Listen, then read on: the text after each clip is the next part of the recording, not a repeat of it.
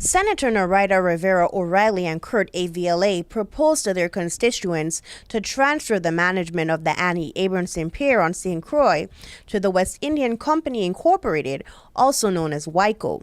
The way the ports on St. Croix have been managed for decades has not worked.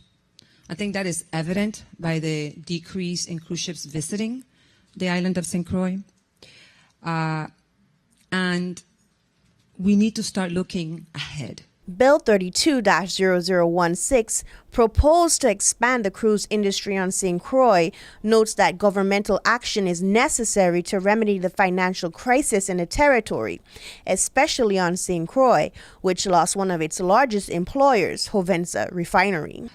25 years ago, I believe there was a concerted effort to oppress the growth of cruise ship activity on the island of St. Croix. I believe that we are beyond that now. Currently, the Annie Abramson Pier is managed by the Virgin Islands Port Authority. The executive director of VIPA pointed out that the authority operates successful marine facilities, and the authority has worked to attract more cruise calls to St. Croix. Since 1990, VIPA has offered various incentive programs to entice more cruise calls to St. Croix. A complete waiver of all port fees, lower fuel costs through St. Croix bunkering operations, 2-for-1 discounts, etc. All failed to produce any appreciable increase in cruise calls. After Hurricanes Irma and Maria hit the Caribbean, many nearby cruise destinations were unable to receive cruise calls. Mr. Mapp informed that St. Croix was poised to receive more cruises. However, passengers expressed dissatisfaction. Many of these new arrivals voiced a common theme. St. Croix needed to improve its shore excursion experience for its guests.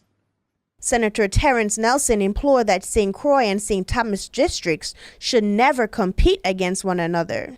The senator informed that St. Croix has the potential to provide unique experiences, but residents aren't aware of the island's value. You know, I love what Tantan Tour does.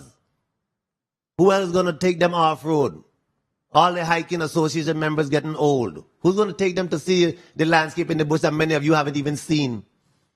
How many Virgin Islanders themselves have seen the beauty of St. Croix or these beautiful islands by taking walks? How many people have been up Point Udall and walk up to Goat Hill and walk over to Jackson Isaac Bay? Cruisians who born and live there. So I'm telling you that we have such a product, but we continue to spit in our own face. The bill was held in committee for further consideration. In an inquiry from Senator Neville James, the Commissioner of Tourism, Beverly Nicholson Doty, responded that the lack of cruise calls to St. Croix wasn't necessarily an internal issue, but rather an issue of not developing a product for St. Croix to compete with neighboring islands. For News 2, I'm Stephanie Chalana Brown.